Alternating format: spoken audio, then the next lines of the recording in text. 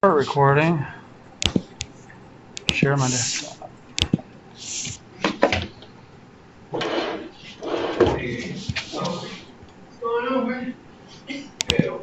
Elvis is in the building. Nah, shouldn't have said it. It's fundraiser for like commercial right now.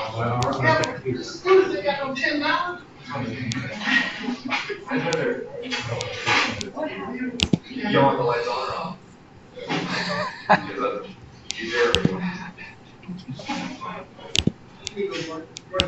Okay. Welcome. All right. What's that? That's it.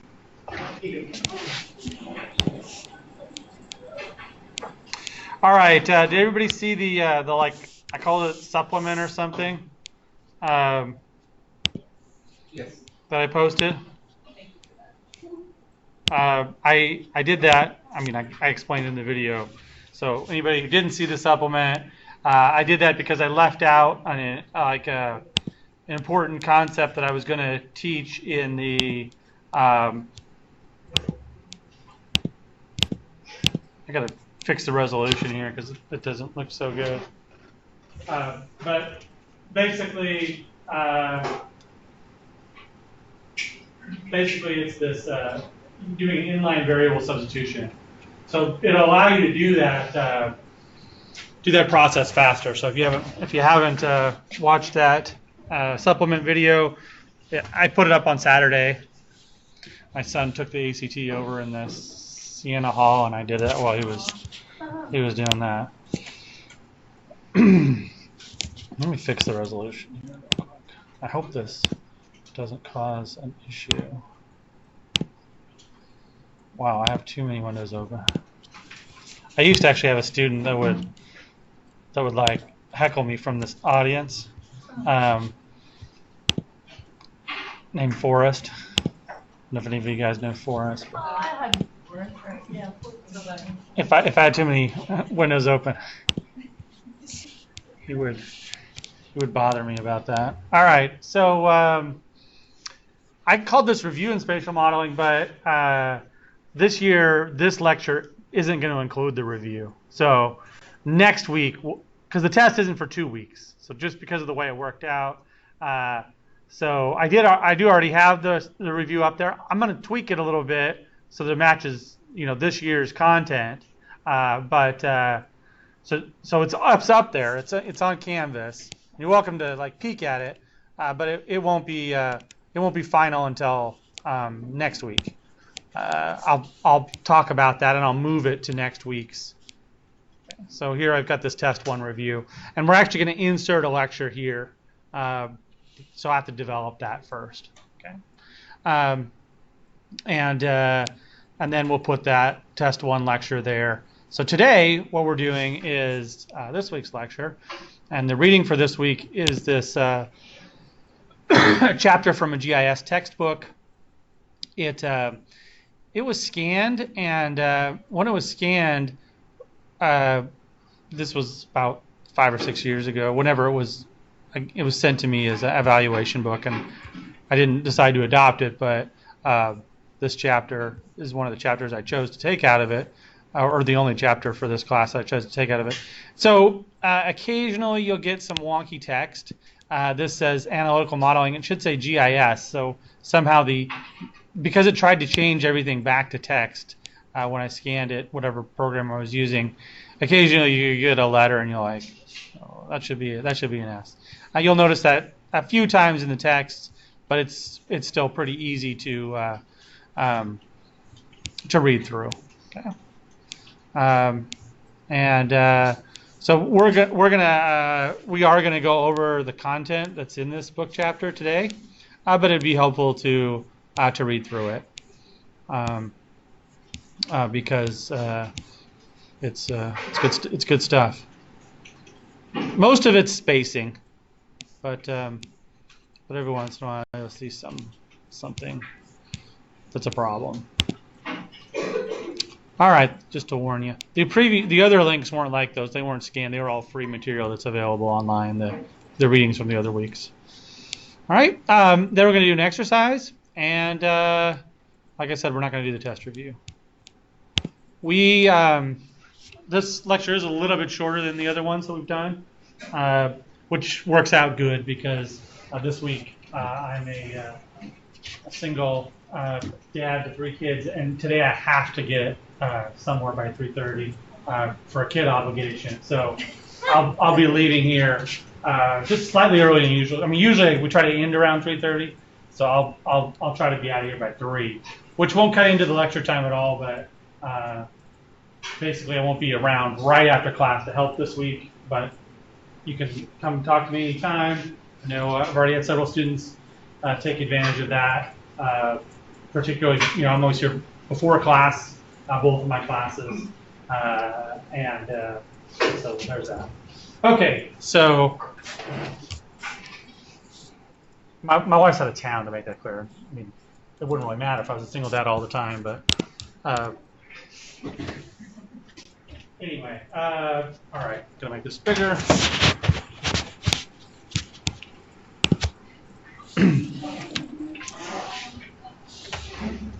All right, so this looks a little different. If you see it up here, then you'll see it on the video, which is fine. But we're going to start talking a little bit. The first 5 or 6 slides are stuff that we did talk about the first day, but now we're going to kind of expand them a little bit. Not necessarily the first day, but previous. And then we'll get into the new stuff today, which is the spatial modeling aspect. And you probably were introduced to the concept of spatial modeling at the very end of the way we teach it here. Usually the very end of your last course, the 217 course. So we're going to formalize some of the way that we tackle spatial modeling problems in today's lecture and build on those concepts. But even if you didn't have a course where you explicitly discussed spatial modeling, then you should be just fine from this point on. And then, oh, sorry.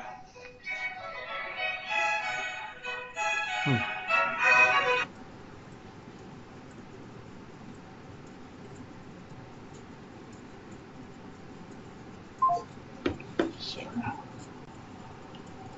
Turn that ringtone down. Okay, and then we'll talk a little bit more about Model Builder and how Model Builder is basically a graphical version of these concepts that we'll show. We can link our tools together. So to start off with, remember we've talked about a few different concepts so far. We talked about proximity analysis and overlay, and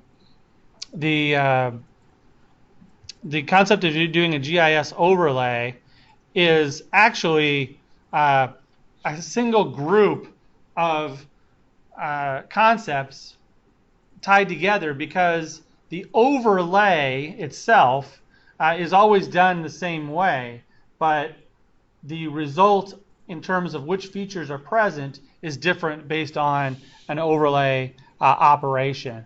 And this will build on a little bit of stuff we'll talk about down the road, in that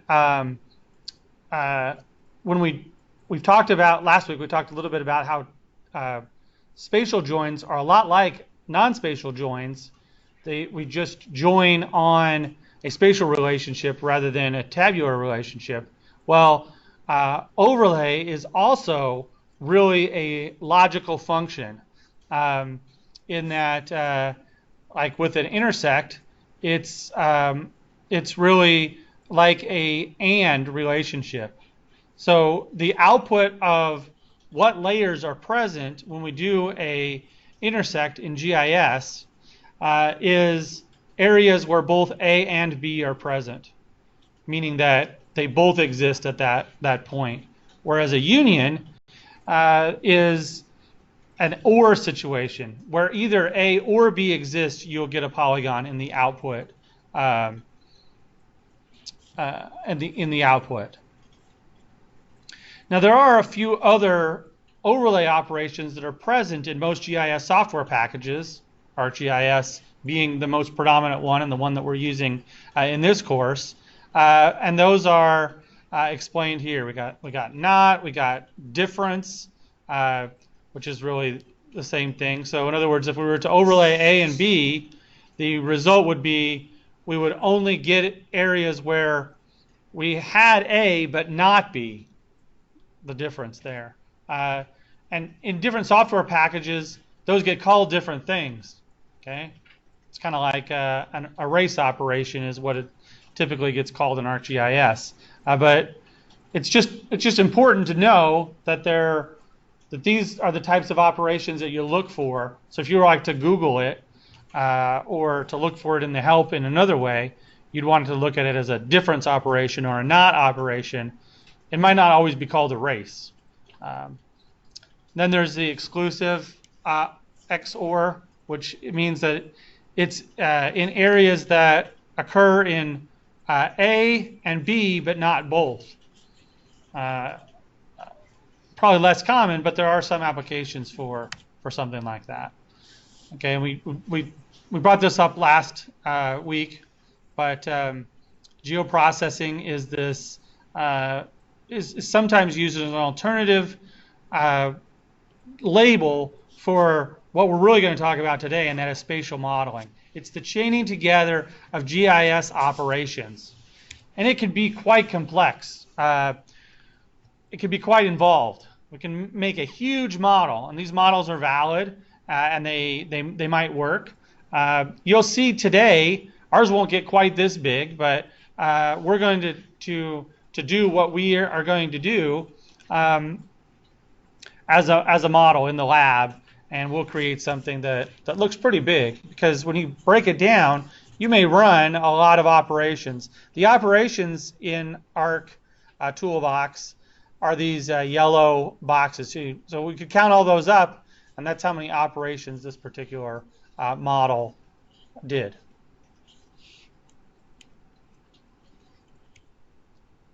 All right. We've done selection operations already, but it's important to kind of formalize that a selection or a classification operation is essentially attribute deriven.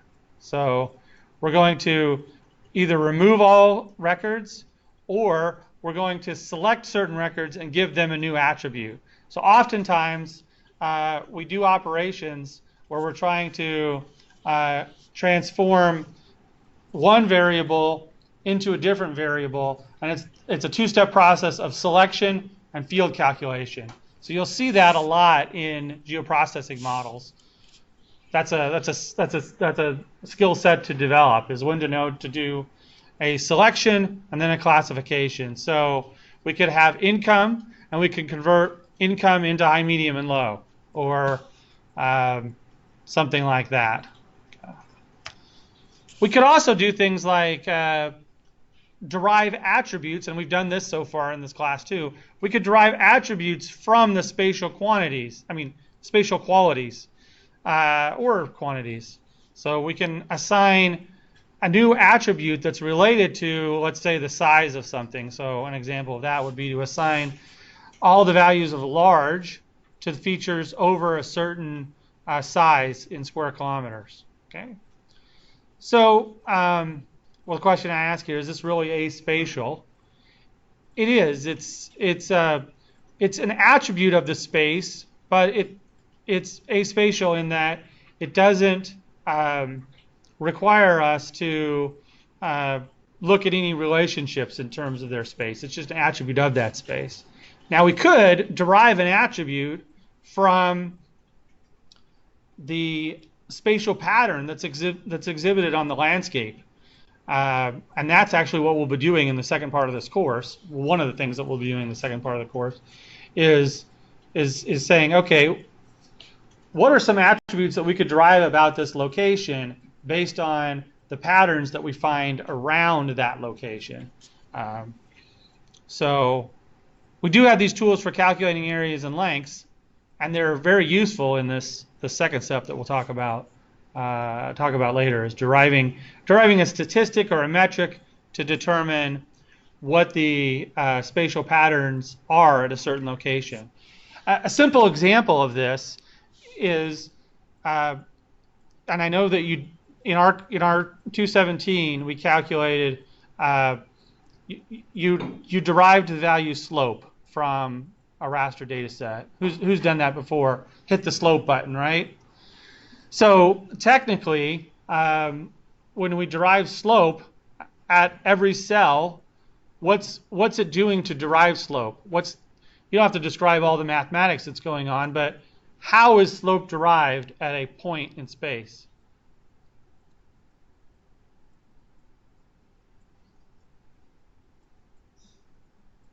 It's we're creating a new attribute for that cell, but how have we calculated that attribute for that cell? Sorry, go ahead, Elvis. It was taking out the elevation of the slope or the elevation of what, though? some particular peak going to slope is going down, right, from high turning. So that's the angle of the slope. Right, slope can go down or go up. But my point here is, okay, maybe I'll just state this a little bit better, anyway. Every cell, if we calculate the slope, what values are we looking at in order to calculate the slope of a cell? You said elevation, but are we looking at the elevation of that cell? Right, we're looking at its neighbors. The cell's neighbors, and there's actually, the way ArcGIS has implemented the slope, we're looking at the 8 nearest neighbors. But there are other slope algorithms that are out there. And so I guess what I'm talking about is later in this course, what if instead of looking at slope, we were looking at how the neighbors are related to the center point. And whether we were doing vector or raster data, we could look at things like, how unusual is this point rather than what's its slope related to its neighbors? Is it an outlier? That sort of thing. So that's also a type of this a selection and classification operation that is spatial in nature. But we're not talking about that yet. We're just talking about doing things like calculating its area or its length, some attribute of that feature that it already has. All right. We talked about buffers enough, I think. All right. So when we do a vector overlay, we're usually talking about combining multiple layers. And remember that when we do an overlay operation, that we are combining in some way the where information and the what information. So with vector data, what that means is that the points, lines, or polygons get fused somehow, and the what information or the attributes gets fused somehow. Now, how the what information gets changed, there's a lot less variability in how the what information gets fused. In other words, there's only two choices. The attributes get appended, or no attributes get added. So that's an intersect, a union, all the other different types of overlay that we'll talk about here, or we'll review here in a second. They all get combined the same way. Attributes get appended onto the output data set of all the input data sets. Sometimes you can control which specific attributes get, depending on the tool, which specific attributes get appended.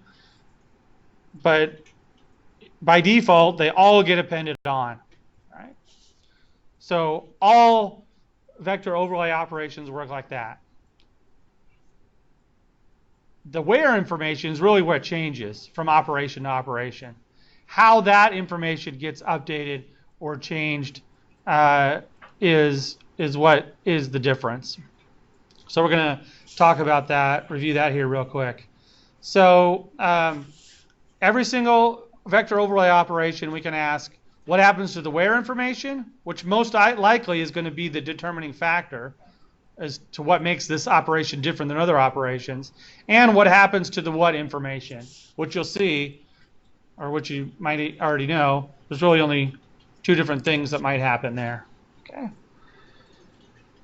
All right, we discussed this. This is kind of a review. Remember, when we do an overlay, it's always the lowest spatial dimension.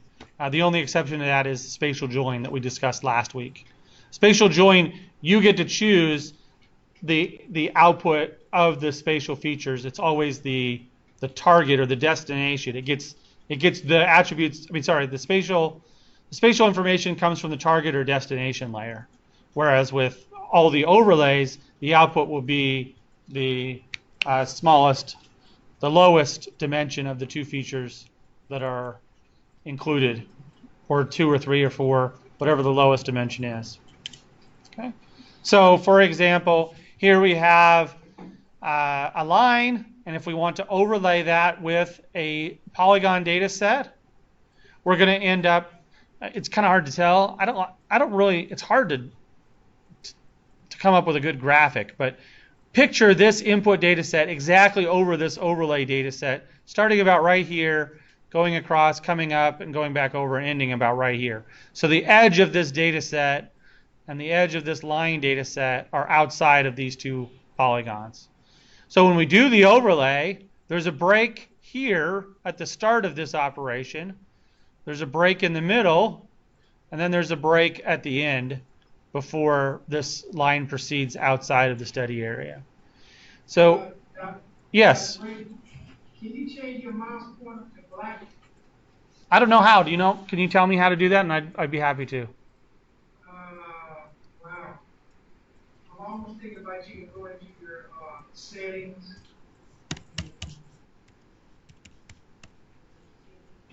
I like to see. Let's keep going and if I find out. I think what also might help is if are you in presentation mode or slideshow mode?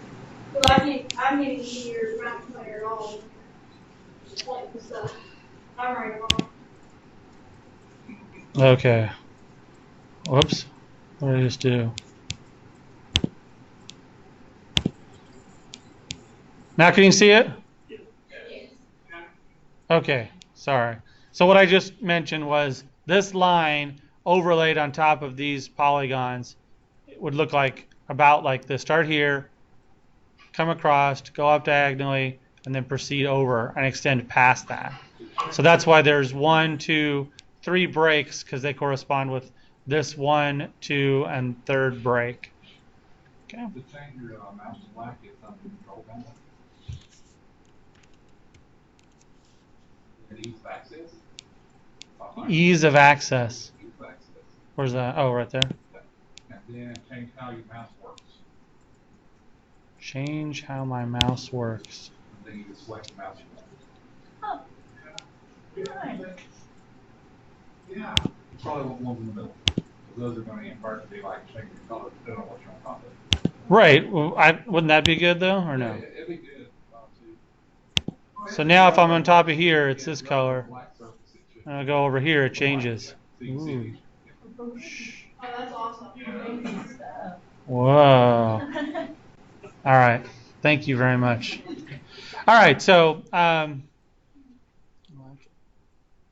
right. Yeah. So you can see what happens in the overlay. That's what happens to the inputs. That's what happens to the space. So what happens in space? The output is always the lower dimension, which in this case is lines. So the output is the lower of the 2 dimensions. And it now has splits at every location where those overlap. So there's a split here, and a split here. So now there are 4 attributes in the output table. 1, 2, 3, 4. Now this is if we did a union here. See, if we did a union, we'll get an output like this. How would this be different if this was an intersect? Let's see if you guys know that. Only show where the line goes through the overlay. Exactly. So 1 and 4 exist. 1 and 4 wouldn't exist. That's exactly right. And in the output table, 1 and 4 wouldn't exist. Look at the output table for 1 and 4. Those are where there's some values that look strange.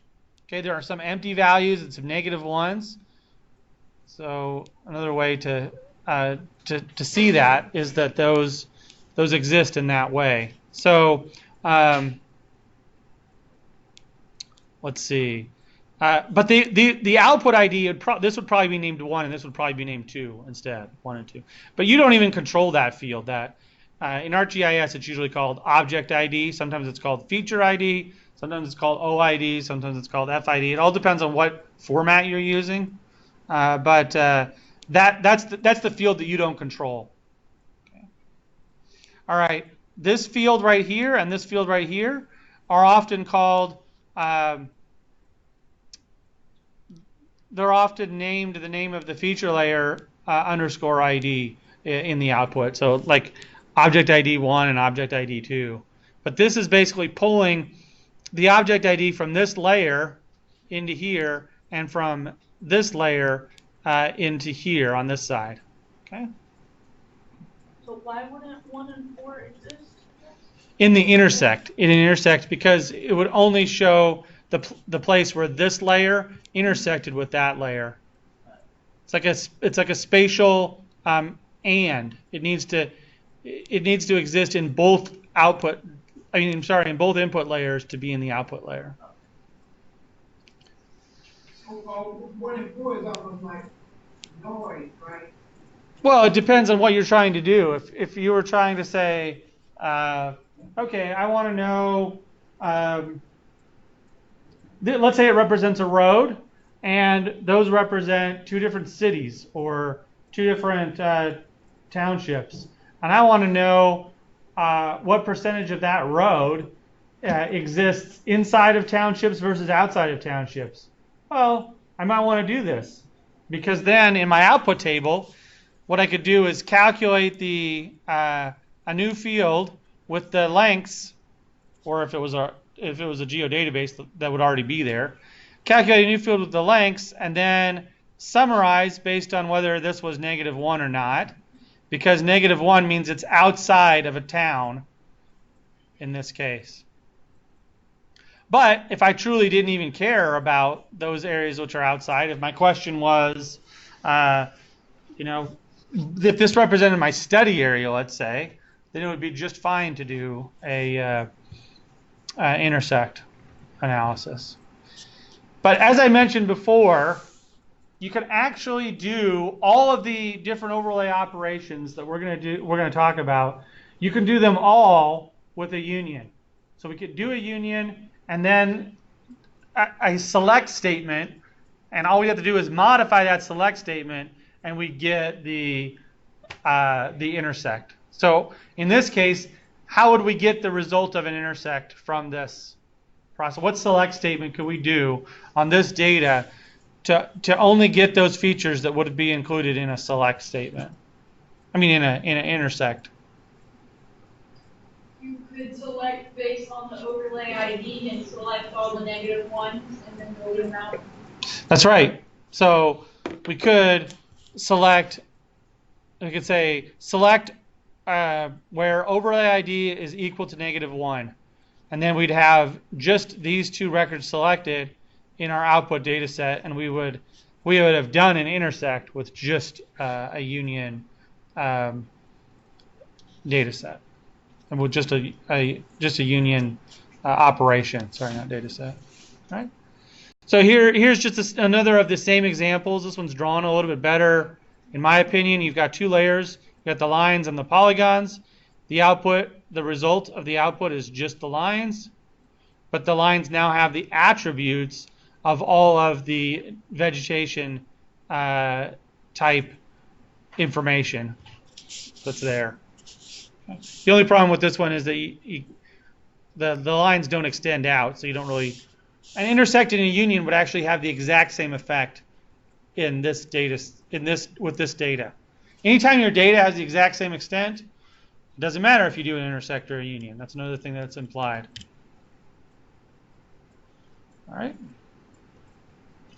So here's one more example. Taking a floodplain polygon and intersecting on top of parcels, we get the attributes of both of those data in the output data set. One important thing to remember is that if you have a parcel, or if you have a polygon that's partially inside of another polygon, you get two polygons.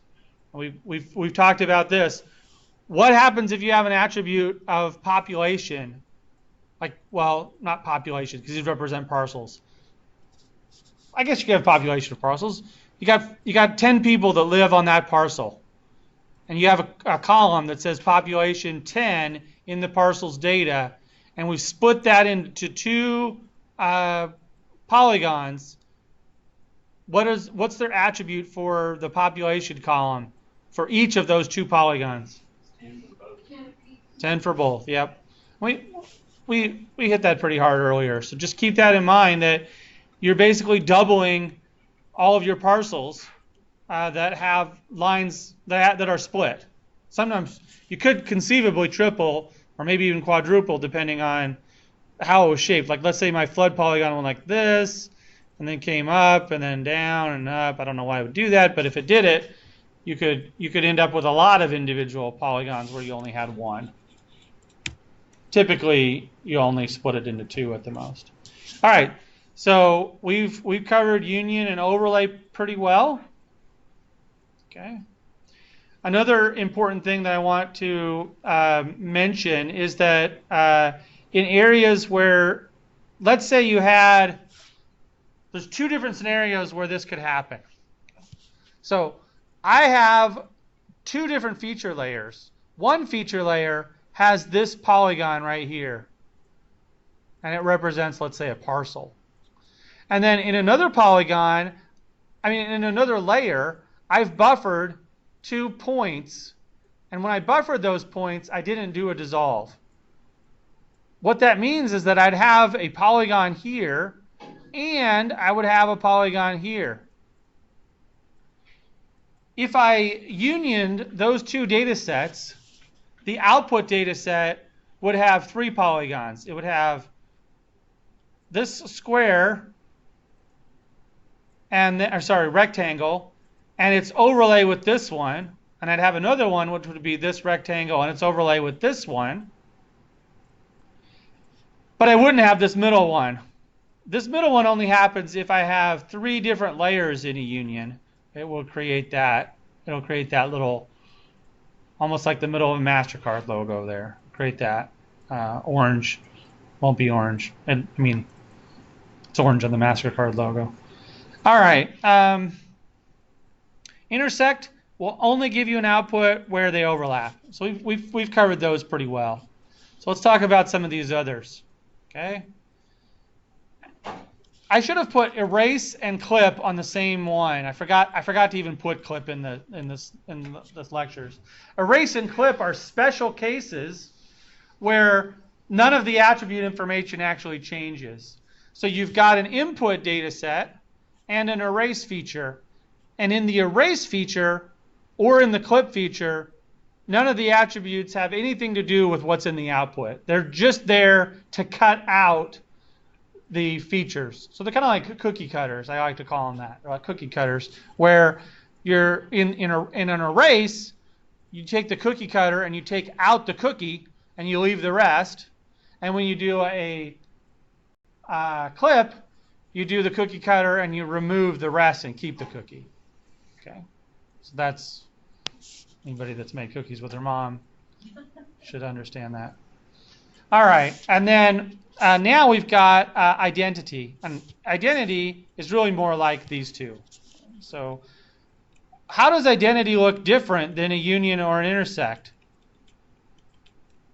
It looks like you keep your input feature Yes. It keeps everything in the input features regardless of whether or not they intersect, but it doesn't take anything in the identity features unless they overlap. But other than that, it will do the same thing. So these two polygons here will get the attributes of these two polygons here in these areas, but they won't get those attributes in these areas. Okay. So some people might say, well, it's kind of like you clipped out, but it's not like a clip because the way the attribute's totally different. It's kind of like you clipped out the identity features. Well, I only had two features in my input, one feature in my identity, and I ended up with 4 features in the output layer. These two features right here, this one and this one, will have the attributes of the identity. That's why it's called identity. You're giving the identity of the identity feature to the input features, but only in those areas where those input features already exist, nowhere else. And again, like every other overlay operation, you could do this with a union. So let's go back here. So how would we do an identity here with this output? Well, in this case, an identity and an intersect would actually be exactly the same, right? Like, because if this was well, I guess it would depend on whether this was the identity layer or this was the identity layer. But let's say the input layer was the identity layer. I guess it wouldn't depend because you'd still get just those 2 lines. So anyway, an intersect and identity would look exactly the same here. As an intersect and identity would look the same. I have a quick question. Yeah. So one more to so a clip is like the inverse of an erase. So like if you clip with the same box, you would keep that box and not the big one. Right. Right. So your output would be just an imaginary box. If you put an imaginary box right here, it would be just that. So it would have these 3 features, but just a little teeny bit of that feature. So you're right. An erase and a clip are exactly the same, except for what the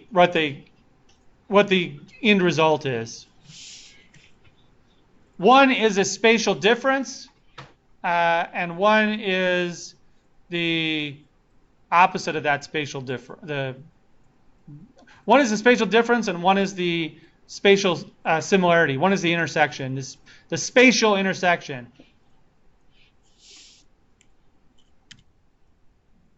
All right, a symmetric difference is an overlay type. Okay, so your output will actually have all of the attributes of both data, but they'll never actually appear the same.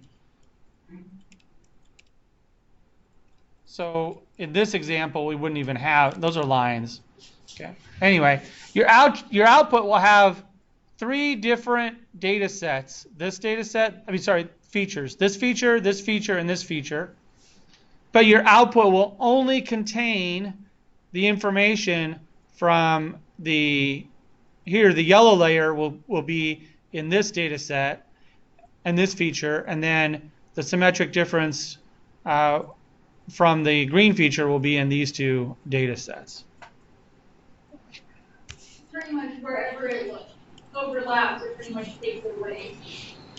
Yep, wherever they overlap, it takes it away, but the output table will still have all of the records. So you'll have some empties in all your features. You'll have some empty columns because you won't have attributes from those data in those areas. All right, update. Update is another special case where the features are actually fused into the output data set, and so you'll have all the records or all the columns from both data sets, but anywhere that they intersect, your update feature will take priority. The reason that this is called update is that this is often more useful if your two input layers, your input and your update features, are the same thing. Like let's say these represented parcels. And so you had two parcels here, and you wanted to create a new parcel, and it was this circular feature. Then you would want to get rid of the parcel underneath. Okay? So that's what this would do, is that there would no longer be a parcel underneath these two layers. These parcels would become smaller. This parcel would now take over the other two. So it's for updating data, particularly fabric data, like we talked about that concept last week. Go ahead. Sorry. So the circle include the data from the two rectangles, or would it just keep its own data? It keeps its own data. So any attribute fields you have that are named the exact same thing will show up in the same new column. So let's say you had let's say this yellow feature had a column called owner, right? And both of these blue features had a column called owner. In the output, there would be a single column called owner. And that column would have the right values in it for each one.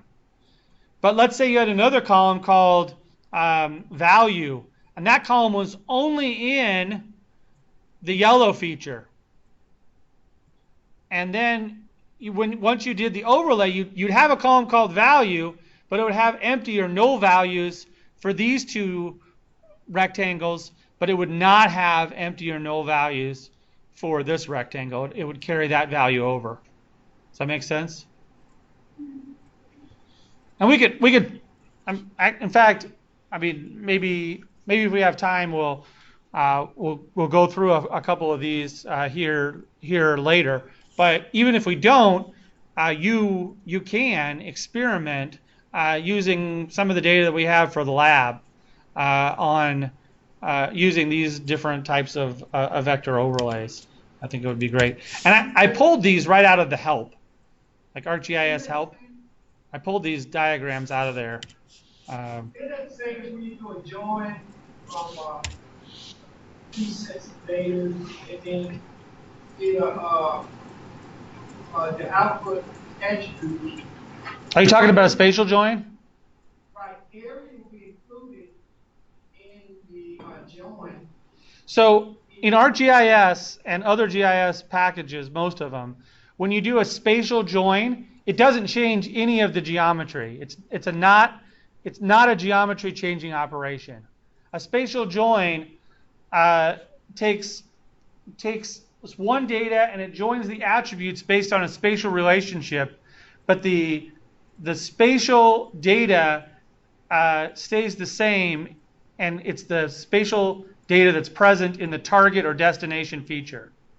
Overlay is different because what overlay does is it changes the features of the output, and they're based on some spatial function of all of the input geometries. See what I'm saying? Yes. So although the attribute information will be somewhat similar to a spatial join, the spatial information is totally different how it works.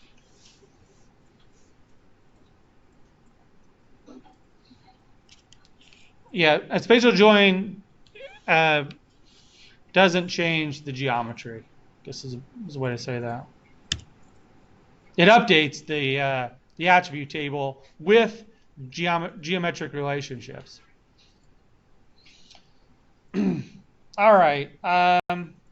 So now we're going to get into spatial modeling and why we do it. First slide I have here on this is talking about GIS and the levels of science. So when we go to do something, oftentimes we think about understanding something that exists in the real world. Our first attempts, we can categorize what we attempt to do. Some of our first attempts are often to describe what's out there, and basically simplify it so that we can understand it better. Okay, so a very simple descriptive model might just be a shapefile itself or a data layer itself. An ArcGIS layer is a description of reality, and therefore it's a model of reality in a way. It's a scale model of reality, like the roads, for example. It's simplified. We can use it to measure the length of all the roads. So we can use our model to measure the length, which is a description of the road. Okay, so that's a description. Outside the GIS world, we have the term descriptive statistics. What is that? Does anybody know what that means? Like if I was to describe, if somebody said, hey, describe your class, I might say, well, I've got this many undergraduate students and that many graduate students. I might say they do pretty well in the class. The average score is whatever. These are descriptive. These are descriptive representations of my class. Okay, and I can do those in aggregate. In other words, their average score for my class is this, or I can do those as individual descriptive statistics for the individuals in the class. I can do the same thing in the GIS world. Okay, I can give the length of a specific road, or I can give a length of all the roads of a specific class. So GIS helps us to do science in a descriptive way and in an analytical way using analysis. And that is when we use GIS to answer a question or to test a hypothesis. And that's what we're going to start doing. And then also here, we can use a model to predict. Okay, and both of these second two involve running some of these tools that we talked about. Okay, the ArcGIS tools: buffer, slope, aspect, union, overlay, all that sort of thing. And then a predictive model involves us actually modeling a real-world process. So we read about that a little bit in the book today, but we could use GIS to help answer problems in nature, like how much water is going to run off a particular area, or what land covers are going to be affected by a climate prediction model, things like that. How's the urban area going to grow? All right. So when we do GIS analysis, which is what we're going to focus on here for the next few weeks, is that we need to identify first what problem our GIS is going to solve. It's going to meet some operational need. It's going to answer a question posed by some body that we're concerned about impressing, either because it's our job or it's something that we're trying to address scientifically. So here's a few examples. I went to a conference, and they weren't necessarily trying to show this, but they were basically demonstrating how to use a specific tool in ArcGIS, and the question was, you know how La Quinta, I don't know, maybe you don't know, La Quinta had these advertisements for a long time. La Quinta, Spanish for whatever. And they had like different things in their tagline. So their thing was La Quinta, Spanish. Maybe it's Spanish for next to a Cracker Barrel. And so they tested the hypothesis that La Quinta was next to a Cracker Barrel, and we could do that with ArcGIS. That's not necessarily a useful thing, but they were demonstrating that we could do that with ArcGIS. here's a maybe a slightly more useful one. Are gas station or fast food joints closer to freeways than other things? I mean, of course they are, but I guess it's are gas stations or fast food joints closer to freeways? So you could use it to study basically patterns of urban building and also all the other ones that are listed here. Okay. All right. So today we're going to focus on GIS process modeling. And why do we do it? Well, we could do it for these two reasons. I don't know. I feel like I might have put this slide on the first week's class. Now when I put it up here. All right. Yeah, that I did these three. I did all of this on the first week of class. Okay. So we'll go down to those are all review slides. We talked about that. Did we talk about mathematical models the first day of class?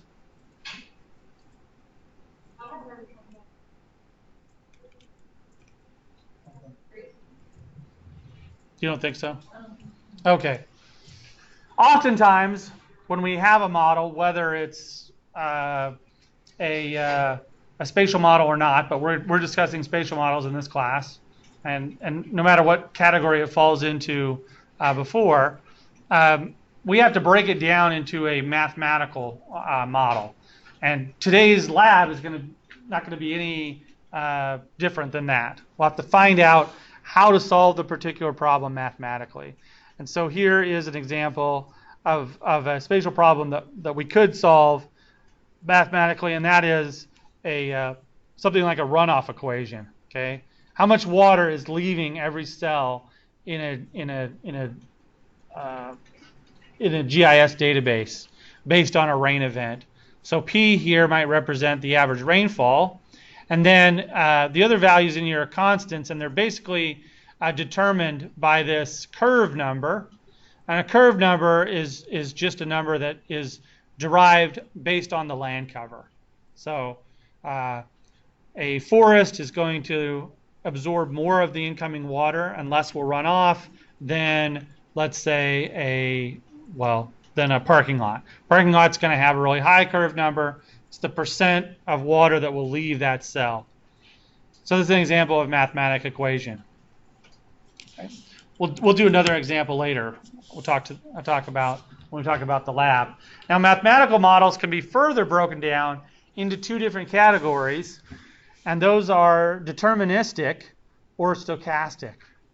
Deterministic models mean that every time we run the model, there's only going to be one output. There's always going to be the same inputs will always give us the same outputs. You might think that's a good thing, and it is, right? Same outputs always give us the same inputs always give us the same outputs. There's a specific mathematical model involved. Well, sometimes we actually want to model the inherent randomness that exists in the world. Okay. Like a cone on the weather map? What's that? Like a cone for the path on the Yeah, a cone for a path on the weather map is actually created through this process of stochastic modeling. Okay, so if we understand a process well enough, we often understand not just where it's likely to occur, but the breadth of where it could occur. So it's probably going to do this with the cone on the weather. It's probably going to do this, but it could extend out this far. It could extend out that far. Okay, and so stochastic models will allow us to run a model multiple times and find out what the most likely results are, because the inputs, instead of being fixed, the inputs will actually be based on some range of possible solutions. So with the hurricane model that you just brought up, we could say, well, if the wind is blowing, in this way constantly to the east this whole time at 10 miles an hour, we could see where the hurricane's going to go. But let's change it a little bit and say, well, what if the wind doesn't quite blow that strong? What if it even reverse courses? Where will it go? And if we understand the probabilities of all those things happening, we could run the model, thousands of times, now that we have, modern computers, and see, okay, well, most of the time it does follow this path, this path going in this certain direction, but sometimes the model shows that it's going to go this way, sometimes it's going to go this way, but in almost all cases, it's going to stay inside of this cone. Okay, that's what happens in stochastic modeling, is that it involves running a model multiple times based on different probabilities of certain events occurring. So how do we actually create these mathematical models? There are a few different ways that we can do this, and we're going to talk about these later in the course, but one is to just base it on empirical observations. In other words, we observed that this occurred at this time, and so therefore when we have similar conditions again in the future, we should get the same result. That's empirical. And then we could also build models based on theoretical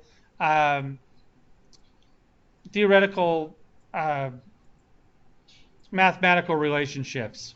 So if we understand a specific process well enough to understand exactly what leads to point A, not necessarily exactly, but pretty well understood how one process affects another process, we can actually model it theoretically using math. So we'll test both of these later in the course. We'll look at both of those, building of those models. Now, all the model types that we discussed, these,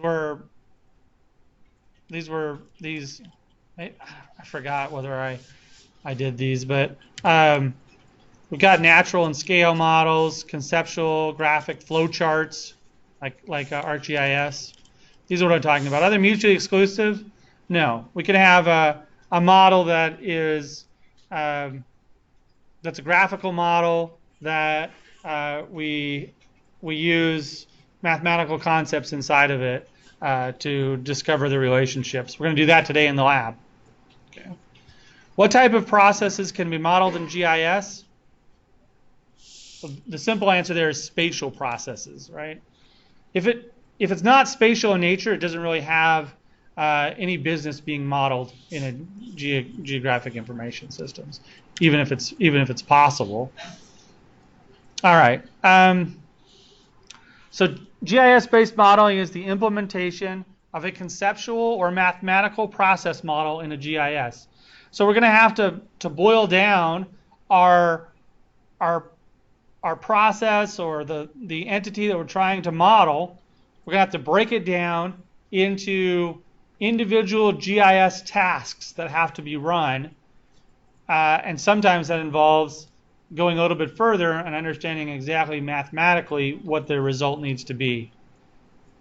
I already said it has to have a spatial component, and these operations, these geoprocessing operations, form the basis for constructing GIS models.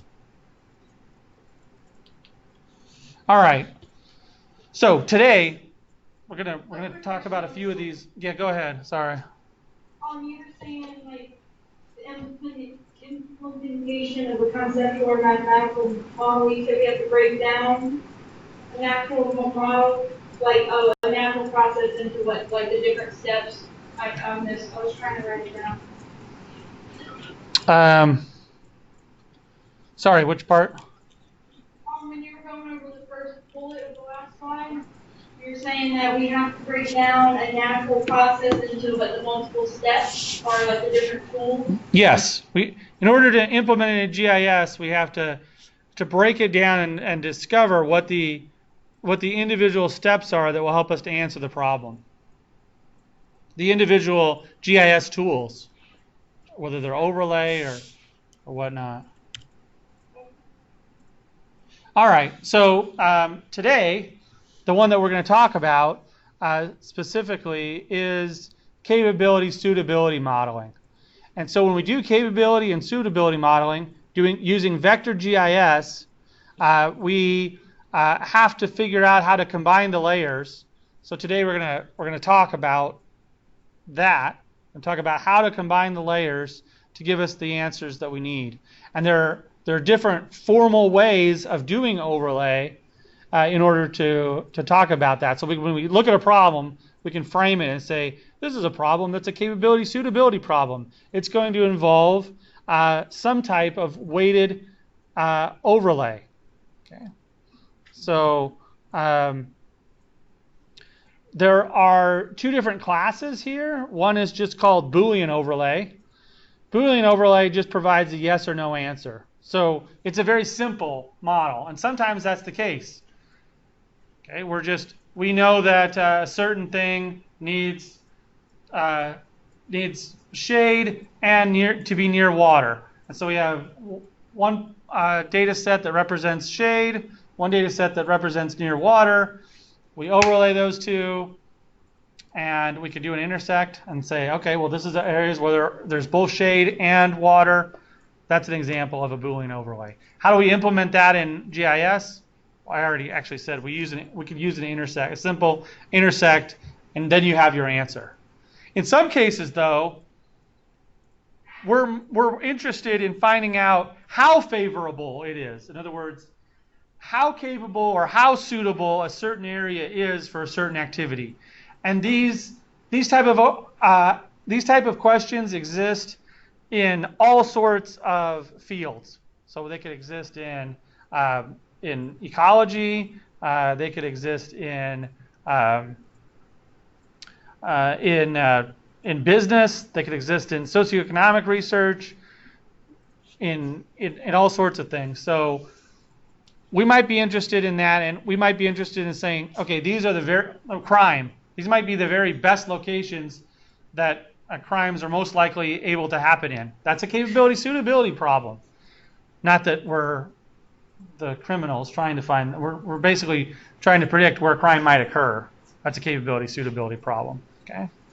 All right. And so the favorability functions allow us to come up with a gradation and say, well, these are the most favorable or the least favorable areas in an area. And the first one is essentially the same thing as a Boolean overlay. In other words, the favorability function is a Boolean overlay with multiple layers. All right, and then we've got an ordinal combination and weighted linear combination, and we'll talk about each of these here in a second. Okay.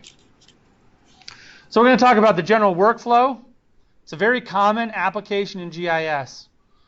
So I already listed a few. Here's some specific examples. Where are we going to put a new housing development? Where are we going to locate a new skiing area? Where are we going to deploy troops in a military operation? Where do we locate firefighting crews? Okay.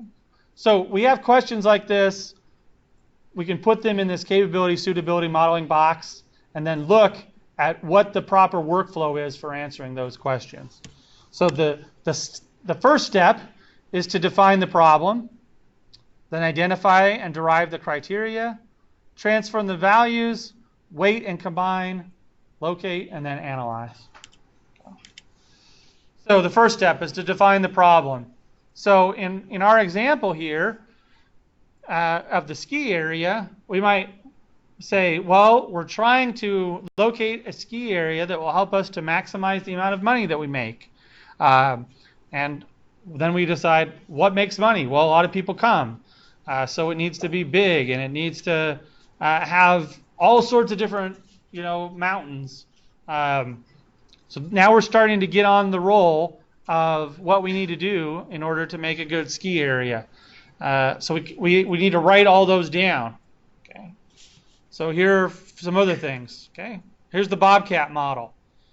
So we might be, talking about. I didn't put the Bobcat model on here, but if we're trying to look for Bobcat habitat, we might be trying to set aside an area that could maintain a viable population of bobcats for for the next 100 years. That might be our goal. So what we have to have some biologists or talk to some biologists, or maybe the biologists came to us and they would help us to determine what would allow a certain area to be useful for bobcats. Okay, so there we go. Is a minimum viable population 20 million pairs of bobcats maintained? That's so then we need to create little submodules. Okay. They help simplify the problem. They help to clarify the relationship of the criteria with the model. Okay, this is really where we start to get in to what GIS layers we're going to need. Okay, so what determines a good ski resort is the terrain, accessibility, and the cost of development. Those are things that need to go in. Are these layers that we can find spatially?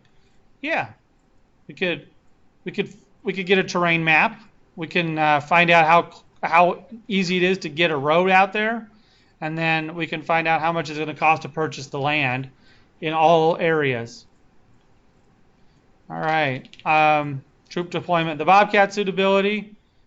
We need to have habitat, which identifies the most preferred habitats for bobcats to live in. Food. Do they have the food that they need? And then finally, security.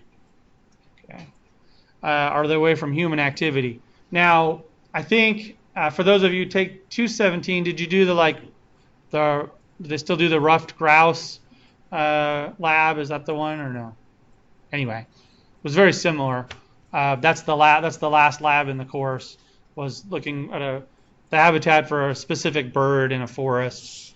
We don't want it to be too high. We don't want to have the high trees around so the raptors can come kill them. Okay, so that's the same kind of thing we're talking about here. But we always go to the subject matter expert to kind of build that situation like that problem. Yeah, it's really important to have a subject matter expert.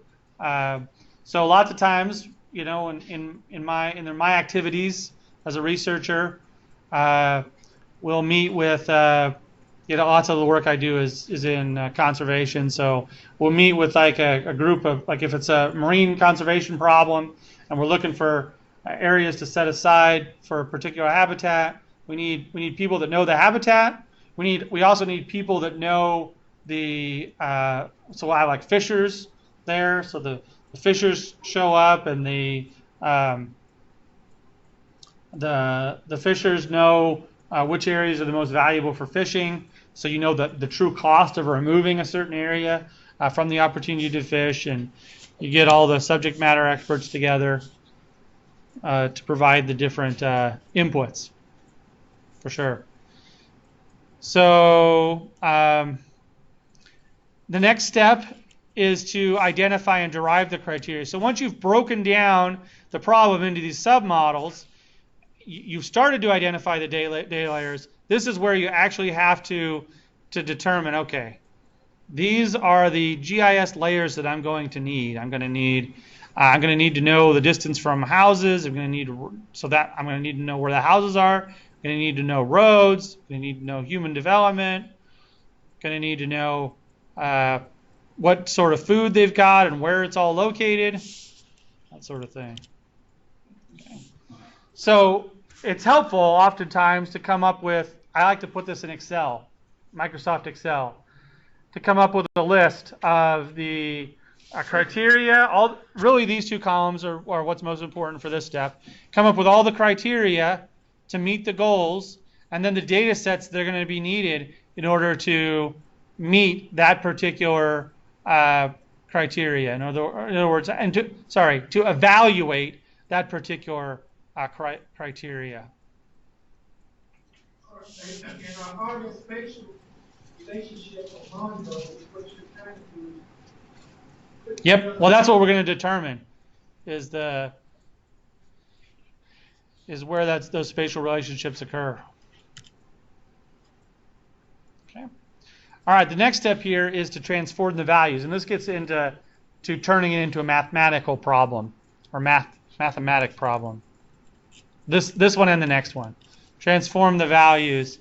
So, it may be that our data isn't necessarily ready to run right inside of our model.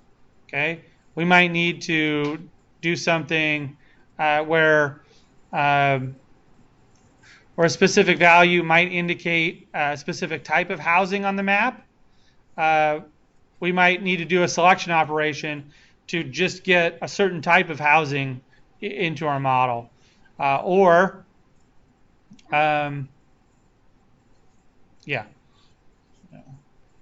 guess in this case, 3 may indicate a single family housing on a map, 100 may represent meters from existing stream, and 10 may represent the slope on a particular location. If we just add those together, we get 113. That really doesn't mean anything. So we basically have to transform our data. This often involves doing calculating and adding fields. Sometimes it's necessary to dissolve in this step, transform. So we're oftentimes it's useful to get all of our input data sets into the same scale.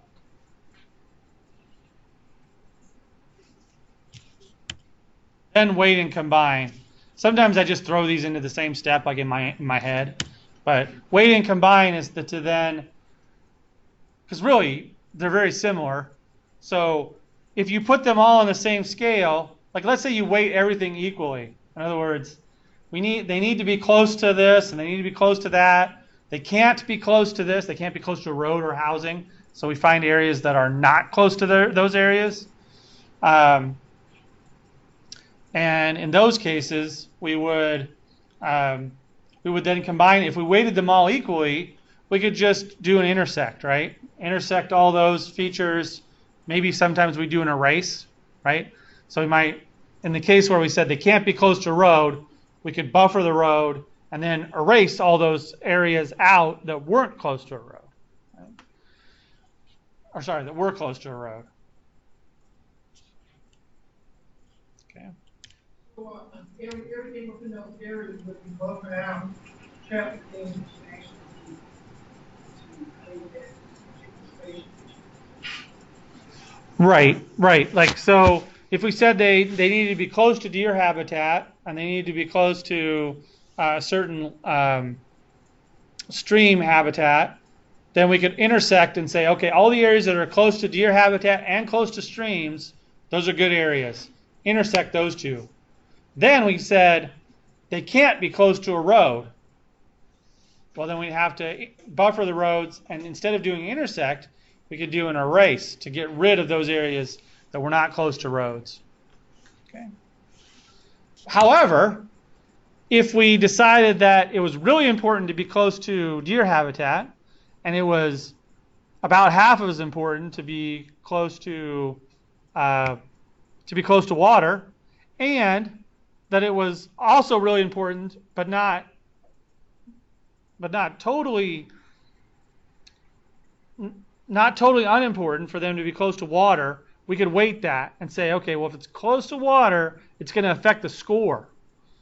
In other words, we could come up with a scoring system. So capability suitability modeling, it comes up with a scoring system. And going back to this slide, these are different ways to come up with a scoring system.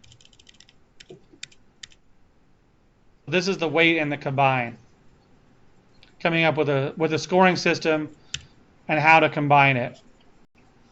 So these are a few different concepts that go into how to create a scoring system for a certain area. One of those is the concept of a factor. And a factor is basically a GIS data layer. And that's going to either define a limiting or an enabling criteria. I guess it doesn't say that, but it could be a limiting or enabling criteria. A constraint is a value that must be met for acceptability. In other words, we could say it needs to be near deer habitat. Well, how near deer habitat? We could come up with a value. That's a threshold value. And then finally, a rating. A rating is the relative suitability for a specific factor. In other words, if we're going to assign deer habitat a rating of 2, and we're going to assign water a rating of 1, we're saying that it's twice as important that they're near deer habitat than that they're near a stream. And you'd have to either come up with a mathematical formula as to why that's the case, like you could go out and actually observe where bobcats are in the wild, or base it on the opinions of subject matter experts. So, Yeah, go ahead. so since I'm writing a thesis, and I have my own area expert, how would I guess it's my own judgment if I was to come up with a rating system, like what's more important, like is there any kind of, I don't know, I guess it all depends on what you're actually trying to model out. Okay. I'm trying to apply this to my actual thesis, Yeah. so that maybe exactly what I need, but I'm kind of like, Sure. I don't know. That is a great question, and this is my answer. So, if it's your thesis, so whatever rating system you come up with, you need to come up with a way to justify that rating system. So, typically, it's not okay to just say, well, I just came up with this all on my own. Like, I decided that this was more important than that. Typically what's done is you can like search previous research, look for ways to back up whatever values that you're using that represent the weights or the ratings that you came up with. So, Dr. Rader, Yeah. what she's talking about is like when we're trying to just find out something is less than 3,000 meters from this, or in her case, is she going to get the rating of food data, what is the worst or the least, based on what people told her, and then from there she comes to those factors. But it's always when we go to the mathematical formula that you find what we think the strength or the factor should be. Yeah. If there's a place you go in and go one of these particular things to questions, so like greater name, best name, can't you come up with those weight returns, right? So that which makes our weight returns. Right. So, yeah, that is what I mean. And it's not that you can't come up with your own rating scale. You just need to be able to justify it, right? Like, so, if you're saying that, it all depends on the question you're trying to answer. It gets back to that. So, if you say that something is going to influence something within a certain distance, or you're going to do a buffer, come up with a good reason to justify it, rather than just saying, this is the value I feel is best, or I think is best. So here's an example. If we decided that slope was one of the factors, we could say, like this, let's just say we're looking for a suitable place to build something. Well, it would be great if it was already flat. It would cost a lot less money. So we could decide to rate those areas higher than areas that were not already flat.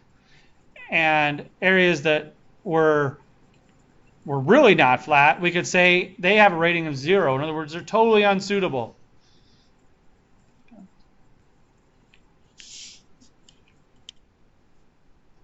So this Boolean or pass-fail screening will take all of the ratings and it will turn those into constraints. Typically, all of our ratings in a pass-fail screening are either the same value or 1 and then 0. So we have one value that represents suitable and one value that represents unsuitable. And so we might have slope and land cover. We might have a bunch of different values, and we have 1s and 0s in all of our ratings. And then we're going to have an equation that looks like this, where we have ones and zeros, and we're going to multiply these to get a score value. Let's think about how we implement these. If these were vector GIS layers, how would we get to a position where we could calculate this value? I'm just going to stand up for a second. So first of all, how do we calculate values in vector GIS? Are we operating on the spatial information or the table information? The table. So what I'm trying to say here is we've got picture and attribute table. And after we've done all of our operations, we want to be able to create a new field called score and add up, or not add up, multiply a bunch of other fields so that we get an attribute at the end that is the score. And it's either, in this case, it's either a 1 and a 0 or some other value and a 0. What happens when we multiply any value by 0? You get 0, exactly. So if we have a bunch of 1s and 0s, the final result will be either a 1 or a 0. Suitable or not suitable. Sorry. So that wouldn't necessarily work for the slide before where you have a rating of 10, 5, or 0, right? Right. So this would be a totally separate type of Well, score. in that scenario, our ratings would all be either 1 or 0. Okay. But we'd still have a table like this. We'd still try to think of a table like that, but instead in the ratings column it would always be either 1 or 0 or the same value in 0. Does that make sense? Yeah, so that's almost like a threshold type, this one. So like if you're over 15,000 a year, like income, then you're not poor, quote unquote, something like that. Right. Like you're trying to do a model of poverty. So the way that this is implemented in a GIS system is that we have all our initial layers that we determined way back in step 2. We have all of our layers, and we decide using our table. We don't really need a table if we don't want it, but we decide which pieces of those layers are acceptable and which ones are unacceptable. So we assign everything that's acceptable a value of 1, and everything that's unacceptable a value of 0. And then we just do an overlay of all the layers. So if we have 5 layers, we'll have 5 columns in our output data, each one representing whether it's suitable or not suitable for a specific layer. And then we just multiply those values across, and we come up with a score. So that's that one. Ordinal combination is a way, we do the same thing in this case, but instead of giving all of the columns 1s and 0s, we give the columns the values in the rating table. 0, 8, 10, whatever we have. So now our columns, each feature has a value 0, 8, or 10, and then it might be the different value in another table. After we do the overlay, we simply just multiply all those across, or sorry, add them all across in this case. Or we could say we want the minimum value or the maximum value. So graduated screening is often the lowest rating, but it could be some other function.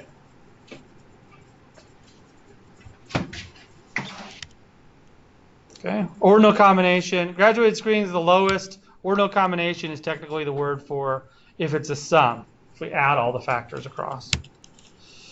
And then finally, we have weighted linear combination. We'll implement this one and the pass-fail screening in the lab today. The weighted linear combination is for the case where we might have one factor that is more important than another factor, and we didn't take care of scaling it earlier. And in that case, what we do is we take each factor, multiply it by its weight, and then add up all of the factors.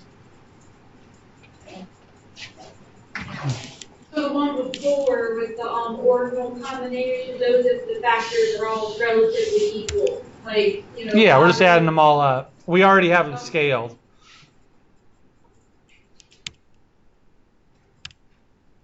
Yep. Okay, so this concept of weighted linear overlay, or just overlay, exists in lots of different GIS textbooks. Okay?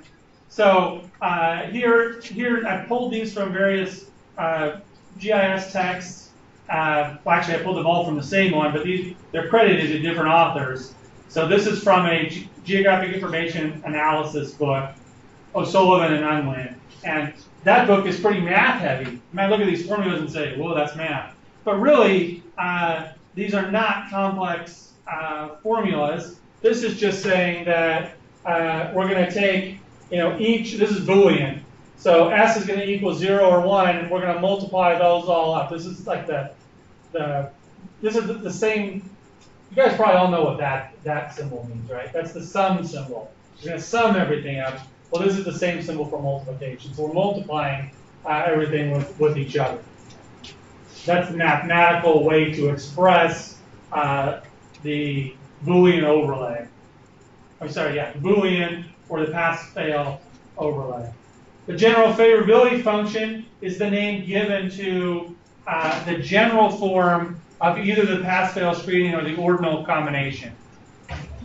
In other words, the output result is some function of all of the input data, whether that function is the min, the mean, the sum, the max. It's some function of all of the input data. And then weighted linear combination is the general term for what we talked about, where we're going to sum every value and the product of its weight. We're going to sum all those values up. We can also express that differently mathematically, but these are, so this is actually dividing everything by the sum of the weights. And what that will do is scale everything so it's the same. So it's kind of like this is giving you a number between, this number will always be on the same scale as x. So if x ranges from 0 to 10, the output will likewise always be from 0 to 10. Whereas if you don't divide everything by the sum of the weights, you're going to get a number that's bigger than all of the weights because you're adding them all up. So it's just whether or not, it's just preference whether or not you want to do each of those. All right, so once you have your map, and we're actually going to do this in the lab, so you kind of see this here in a second. But once you actually have your map, then the next step is to actually identify the best locations for doing what you want to do. Here's that, like, I may decide, oh, these are really good locations to put a ski lift, but there may be other factors that I didn't think about when I was building my model, but I can apparently see them on the map and say, well, these areas are too small. I can't ever put a ski lift there, even if they'd be great places to put a ski lift. I could go back to the beginning and try to include those in the model, or I could just take my map and quickly pull those areas out. Okay. So locate is that process by which you look at your suitability map and you determine which areas in those potential locations is the best location based on oftentimes just your opinions or the opinions of the subject matter experts. And sometimes there is a feedback back to the original, back to the beginning. Oftentimes this is just done with the select tool. We're going to locate it, select it out, and say this is the polygon we're going to choose. Okay? And then finally, you need to analyze your results. You kind of group this in a little bit with the last one, but here you're going to make sure that it meets the objectives of the whoever sponsored the project, and you could also perform some sensitivity analysis. You could basically look at your model and see, well, what if I change something slightly? How different is the result going to be? in terms of what gets put onto the map. All right. There we go. That's the last slide. Okay. That's not the one I want to pull up. I'm going to pause and sorry, stop the recording. Unless there are any questions that you want to ask, we'll take a break here. Come back about a little bit before 1:15, and then I'll do the lab. I'm just going to do it all as part of the lab. There's a little bit more, part of the lecture, but we'll basically show examples, and then we'll work that into starting.